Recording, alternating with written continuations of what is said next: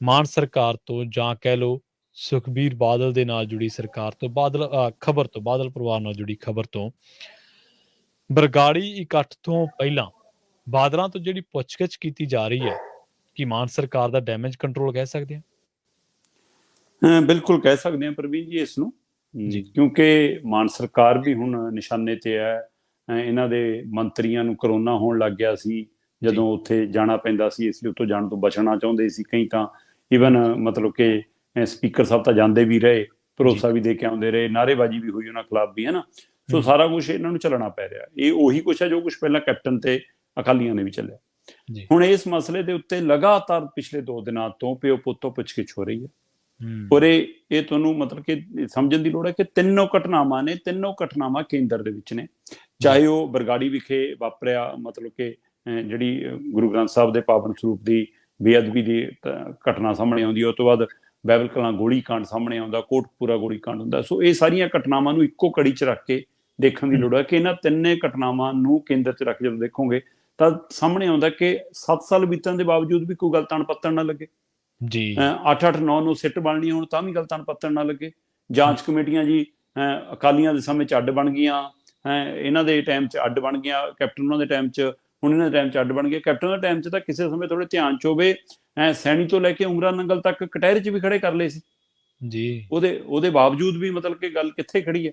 ਸੋ ਇਸ ਲਈ ਹੁਣ ਜਦੋਂ ਮਤਲਬ ਕਿ ਅੱਜ ਜਿਹੜੀ 14 ਤਰੀਕ ਹੈ, ਅੱਜ ਦੇ ਦਿਨ ਇਹ ਗੋਲੀਕਾਂਡ ਵਾਪਰਿਆ ਸੀ ਜੀ 2015 ਦੇ ਵਿੱਚ, ਤੇ ਜਿੱਥੇ 2 ਨੌਜਵਾਨ ਮਤਲਬ ਕਿ ਉਸ ਪੁਲਿਸ ਦੀ ਗੋਲੀ ਦਾ ਸ਼ਿਕਾਰ ਹੁੰਦੇ ਨੇ, ਤੇ ਗੋਲੀ ਉਹ ਕਹਿੰਦੇ ਕਿ ਪੁਲਿਸ ਵੀ ਅਣਪਛਾਤੀ ਸੀ ਤੇ ਗੋਲੀਆਂ ਵੀ ਅਣਪਛਾਤੀਆਂ ਸੀ, ਹੈਨਾ। ਤੇ ਉਸ ਮਸਲੇ ਨੂੰ ਲੈ ਕੇ ਉਸ ਸਮੇਂ ਦੇ ਗ੍ਰਹਿ ਮੰਤਰੀ ਹੋਣ ਦੇ ਨਾਤੇ, ਉਸ ਸਮੇਂ ਦੇ ਮੁੱਖ ਮੰਤਰੀ ਹੋਣ ਦੇ ਨਾਤੇ ਪ੍ਰਕਾਸ਼ ਸਿੰਘ ਬਾਦਲ ਤੇ ਸੁਖਬੀਰ ਬਾਦਲ ਵੀ ਨਿਸ਼ਾਨੇ ਤੇ ਰਹੇ।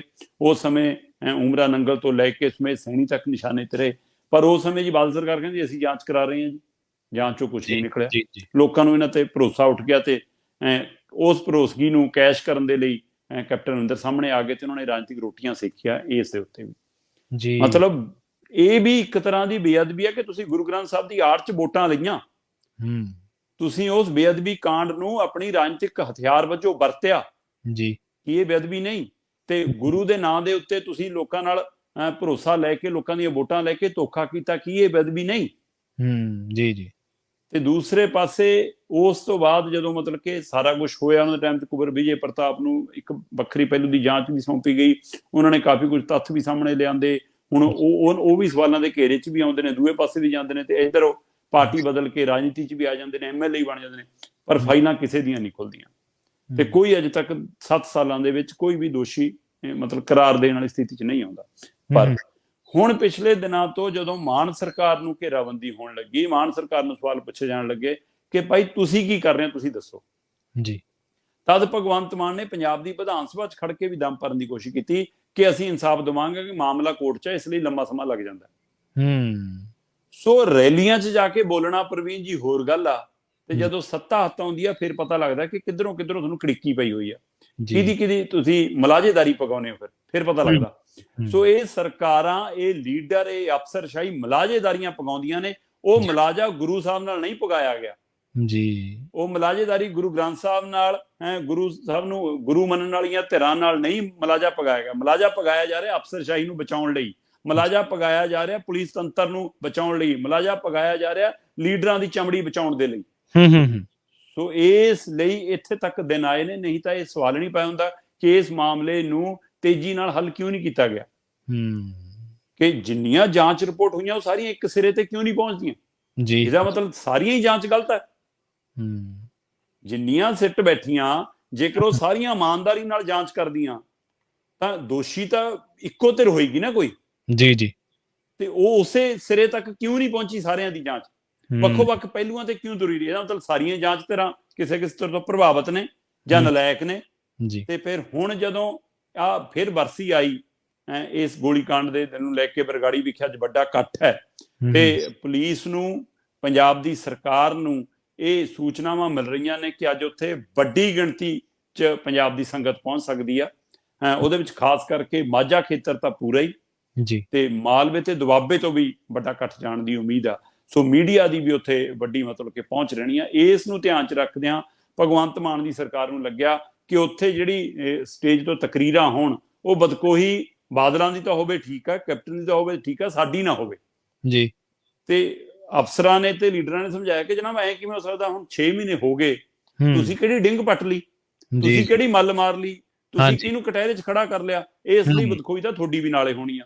ਉਹ ਕਹਿੰਦੇ ਫਿਰ ਇਹਦਾ ਫਾਰਮੂਲਾ, ਇਹ ਅਫਸਰਾਂ ਨੇ ਹੀ ਦਿੱਤਾ ਫਾਰਮੂਲਾ ਫਿਰ ਮਾਨ ਸਾਹਿਬ ਨੂੰ ਜੀ ਕਿ ਐਂ ਕਰੋ ਜੀ, ਲਗਾਤਾਰ 2 ਦਿਨ ਬੁਲਾ ਲਓ ਪਿਓ ਪੁੱਤ ਨੂੰ।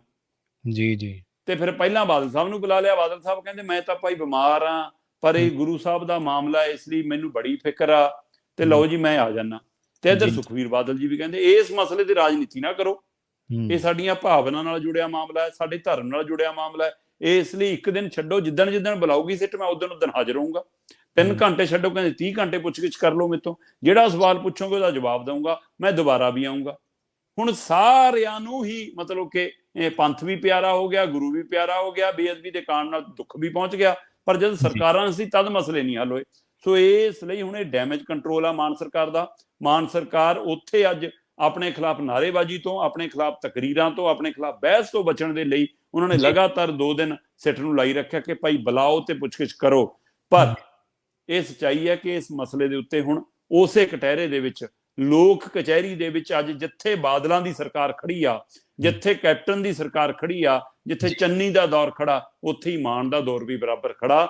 ਤੇ ਅਜੇ ਕਿਸੇ ਪਾਸੇ ਵੀ ਤਣ ਪੱਥਣ ਲੱਗਦੀ ਗੱਲ ਨਜ਼ਰ ਨਹੀਂ ਆਉਂਦੀ। ਜੇਕਰ ਸੱਚਮੁੱਚ ਮਾਨ ਸਰਕਾਰ ਇਸ ਗੱਲ ਨੂੰ ਲੈ ਕੇ ਗੰਭੀਰ ਹੁੰਦੀ ਤਾਂ ਘੱਟੋ ਘੱਟ ਕੁੰਵਰ ਵਿਜੇ ਪ੍ਰਤਾਪ ਤੇ ਜਿਹਦੇ ਪਰ ਲੋਕ ਵਿਸ਼ਵਾਸ ਪ੍ਰਗਟਾਉਂਦੇ ਸੀ ਉਹਨੂੰ ਮੂਹਰੇ ਲਾ ਕੇ ਤੁਰਦੇ ਜੀ ਕਿ ਭਾਈ ਇਸ ਮਾਮਲੇ ਤੂੰ ਤਾਂ ਮੂਹਰੇ ਚੱਲ, ਇਸ ਮਾਮਲੇ ਦੇ ਵਿੱਚ ਘੱਟੋ ਘੱਟ ਹੋਰ ਨਹੀਂ ਕੁਲਤਾਰ ਸੰਧਵਾਂ ਦੀਆਂ ਸੇਵਾਵਾਂ ਲੈਂਦੇ ਕਿ ਭਾਈ ਤੁਹਾਡਾ ਖੇਤਰ ਵੀ ਪੈਂਦਾ ਹੈ, ਤੁਹਾਡਾ ਦਾਇਰਾ ਵੀ ਪੈਂਦਾ, ਤੁਹਾਡੀ ਸੋਚ ਵੀ ਮਿਲਦੀ ਹੈ, ਲਓ ਤੁਸੀਂ ਸੰਭਾਲੋ ਪਾਰਟੀ ਵੱਲੋਂ, ਸਰਕਾਰ ਵੱਲੋਂ ਮੋਰਚਾ, ਤੁਰੋ ਕਿੱਧਰ ਨੂੰ ਤੁਰਨਾ।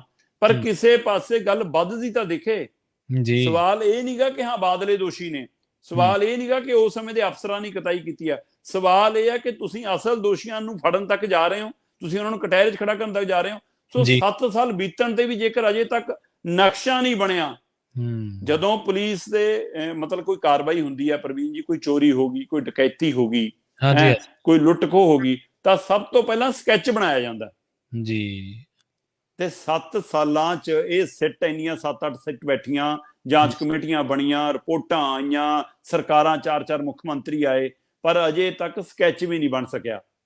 ਇਹਦਾ ਮਤਲਬ ਤਾਂ ਤੁਸੀਂ ਉਸ ਪਹਿਲੂ ਤੱਕ ਜਾਣਾ ਹੀ ਨਹੀਂ ਚਾਹੁੰਦੇ। ਸੋ ਇਸ ਲਈ ਇਹ ਸਾਰੀਆਂ ਧਿਰਾਂ ਇਸ ਮਸਲੇ ਨੂੰ ਲਟਕਾਉਣਾ ਵੀ ਚਾਹੁੰਦੀਆਂ ਨੇ, ਔਰ ਹੋ ਸਕਦਾ ਮਾਨ ਸਰਕਾਰ ਨੂੰ ਵੀ ਲੱਗਦਾ ਹੋਵੇ ਕਿ 24 ਦੇ ਨੇੜੇ ਜਾ ਕੇ ਕੋਈ ਬੜਾ ਕਦਮ ਪੱਟ ਲਈਏ, 27 ਦੇ ਨੇੜੇ ਜਾ ਕੇ ਕੋਈ ਬੜਾ ਕਦਮ ਪੱਟ ਲਈਏ। ਸੋ ਸਾਰੀਆਂ ਧਿਰਾਂ ਇਹ 'ਚੋਂ ਰਾਜਨੀਤਿਕ ਰੋਟੀਆਂ ਸੇਕ ਰਹੀਆਂ ਨੇ। ਕੋਈ ਗੱਲ ਨਹੀਂ, ਉਹ ਉੱਪਰ ਵਾਲਾ ਤਾਂ ਦੇਖਦਾ ਫਿਰ।